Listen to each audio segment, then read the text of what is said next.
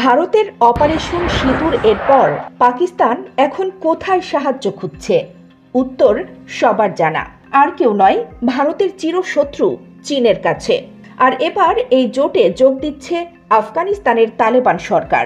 এই তিন শক্তির মিলনের পেছনে কি আসলে ভারতকে টার্গেট করাই মূল লক্ষ্য, নাকি দক্ষিণ এশিয়ার ভূ রাজনীতির নতুন এক খেলা শুরু হতে চলেছে? আজকের ভিডিওতে আমরা তা খোঁজার চেষ্টা করব। ইতিহাস বলছে পাকিস্তান ভারত সম্পর্ক কখনো শান্তিপূর্ণ হয়নি। 1947 সালের বিভাজন থেকে শুরু করে 1971 সালের যুদ্ধ, কাশ্মীর ইস্যু, প্রতিটি ক্ষেত্রেই এই দুই দেশের মধ্যে উত্তেজনা থেকেছে। কিন্তু এবার নতুন মাত্রা যোগ করেছে চীন। 1962 সালের ভারত চীন যুদ্ধের পর থেকে চীন পাকিস্তানের ঘনিষ্ঠ মিত্র। এমনকি পাকিস্তানকে পারমাণবিক শক্তি বানানোর পেছনেও চীনের ভূমিকা রয়েছে বলে শোনা যায়। আর এখন আফগানিস্তান সরকারও এই জোটে যোগ দিচ্ছে।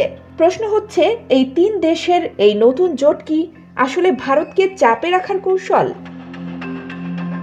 সাম্প্রতিক খবর অনুযায়ী পাকিস্তানের উপপ্রধানমন্ত্রী ইসহাক দার চীন সফর করছেন। সেখানে চীনের পররাষ্ট্রমন্ত্রী ওয়াং ইয়ের সঙ্গে তার গুরুত্বপূর্ণ বৈঠক হবে। এরপরই আফগান নেতাদের সঙ্গে ত্রিপক্ষীয় বৈঠক। এই বৈঠকের এজেন্ডা হতে পারে: 1. ভারতের সঙ্গে সাম্প্রতিক সংঘর্ষের পর নিরাপত্তা পরিস্থিতি। 2.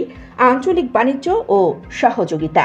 চীন ইতিমধ্যেই পাকিস্তানকে আয়রন ক্ল্যাড বন্ধু বলে ঘোষণা দিয়েছে।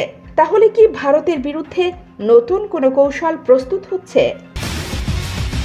বিশ্লেষকরা বলছেন, চীন পাকিস্তান আফগানিস্তানের এই জোট দক্ষিণ এশিয়ায় ভারতের জন্য বড় চ্যালেঞ্জ তৈরি করতে পারে, কারণ এই তিন দেশই ভারতের সীমান্তবর্তী। তাহলে কি ভারত এখন তিন দিক থেকে চাপের মুখে, নাকি ভারতের কূটনৈতিক ও সামরিক প্রস্তুতি এই চ্যালেঞ্জ মোকাবিলা করতে সক্ষম? এই জোট কি আসলে ভারতের বিরুদ্ধে নতুন ফ্রন্ট খুলবে, নাকি এটা শুধুই কূটনৈতিক শো অফ? আপনাদের মতামত কমেন্টে জানান। আর এই ধরনের বিশ্লেষণ পেতে এখনই আমাদের চ্যানেলটি সাবস্ক্রাইব করুন এবং বেল আইকন টিপে নোটিফিকেশন চালু রাখুন, কারণ দক্ষিণ এশিয়ার রাজনীতির নতুন অধ্যায় এখন সামনের দিকে। কানিজ ফাতেমা নিপা, খবর সংযোগ।